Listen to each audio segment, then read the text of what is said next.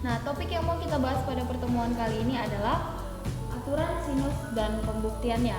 Pada pertemuan sebelumnya kita sudah mempelajari tentang unsur-unsur dalam sebuah segitiga, yakni dalam segitiga siku-siku. Nah, untuk menentukan unsur-unsur ataupun sisi-sisi pada segitiga sebarang, kita gunakan konsep aturan sinus dan kosinus atau yang biasa juga disebut dengan dalil sinus dan dalil kosinus. Nah, untuk membuktikan aturan sinus pada segitiga sebarang ABC, kita tarik nanti garis tinggi dari titik-titik sudutnya sehingga terbentuklah dua segitiga siku-siku. Nah, baru nanti kita bandingkan. Oke, agar lebih paham mengenai aturan sinus dan buktiannya, kita lihat gambar berikut. Nah, oke, yang pertama kali kita gambarkan dulu segitiga sebarang ABC. Segitiga sebarang ABC. Nah, kalau ini dia titik sudutnya A, maka ini dia jadi sisi A. Kalau ini B, sisi yang di depannya jadi sisi B. Kalau ini titik sudut C, sisi yang di depannya jadi titik sudut C. Tadi dikatakan untuk menentukan dari aturan sinus, kita tarik garis tinggi dari titik sudut. Saya tarik garis tinggi dari titik sudut C.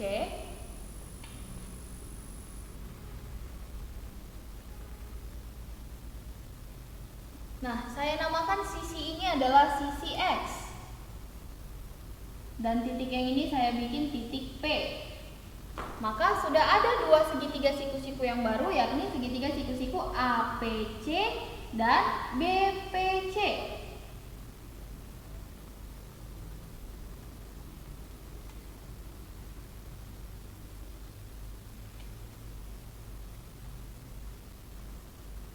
Oke, kita perhatikan segitiga siku-siku APC. Sudah segitiga siku-siku. Di sini kita cari sin A-nya. Berarti sisi depan sudut A, sisi depannya adalah sisi X per sisi miringnya, sisi B. Sin A sama dengan X per B, maka dari sini X sama dengan B dikali sin A. Oke, kita lihat lagi segitiga siku-siku yang satu lagi. Ini dia segitiga siku-siku BPC. Nah, dari sini kita cari sin B-nya. Sin B sama dengan depannya X, miringnya A. Maka dari sini kita dapat X sama dengan A dikali sin B. Oke, sama-sama X. X sama dengan X. X yang pertama tadi dia B sin A sama dengan A dikali sin B. Maka saya buat A per sin A sama dengan B per sin B. Nah, coba kita kalikan, sama nggak? A dikali sin B. Ini dia B dikali sin A. Inilah yang kita buat menjadi persamaan yang pertama. A sin A sama dengan B sin B. Kita lihat lagi, kita tarik garis tinggi dari titik yang lain. Oke, saya mau tarik garis tinggi dari titik B. Saya gambarkan lagi segitiganya di sini.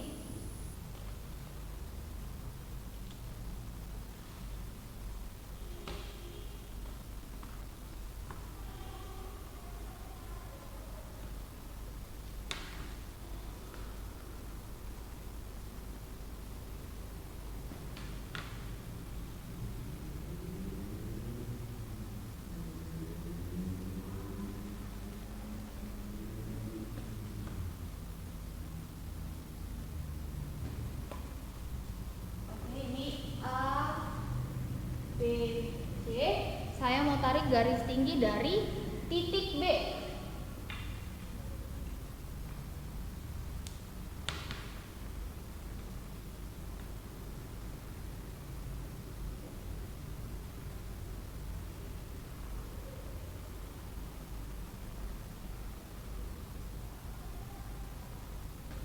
Sehingga terbentuklah dia dua segitiga siku-siku yang baru. Ini sikunya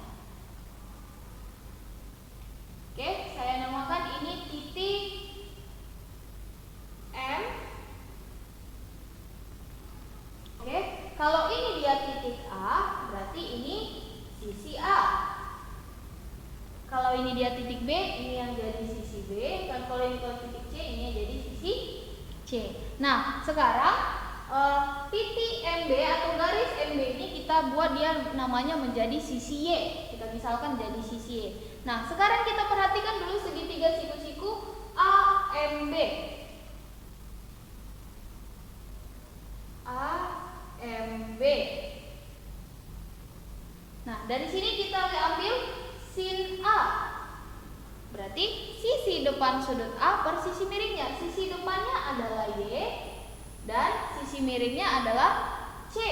Maka di sini didapat Y sama dengan C dikali sin A. Gitu juga kita lihat lagi segitiga siku-siku yang satu lagi, segitiga siku-siku BMC. BMC dia siku DM. Kita ambil sin C. Sin C berarti sisi depan sudut C adalah Y per sisi miringnya adalah A. Maka di sini didapat Y sama dengan A dikali sin C. Nah, oke. Sama-sama Y. Y sama dengan Y. Jadi C dikali sin A sama dengan A dikali sin C. Oke, maka ini A per sin A sama dengan C per sin C. Ini dia kita bikin menjadi persamaan yang kedua. Nah, kita ambil hubungan dari persamaan 1 dan persamaan 2. Tadi persamaan satunya adalah A per sin A. A per sin A sama dengan B per sin B. Dimana di sini di persamaan 2 A per sin A sama dengan C per sin C. Sama dengan C per sin C. Maka inilah yang menjadi dalil sinus. Nah, maka terbuktilah dalil sinus itu. Oke, paham sampai di sini? Nah, inilah pembuktian dari dalil sinus. Oke. Nah, aturan sinus ini merupakan perluasan dari konsep trigonometri pada segitiga siku-siku. Nah, melalui aturan sinus, fungsi trigonometri dapat digunakan dalam segitiga sebarang. Nah, adapun aturan sinus ini kita pakai saat untuk menyelesaikan soal-soal yang melibatkan dua sudut dan satu sisi. Nah, kalau nanti konsepnya hanya satu sudut dikasih tahu, nanti kita boleh gunakan dengan konsep aturan sinus atau dalil kosinus.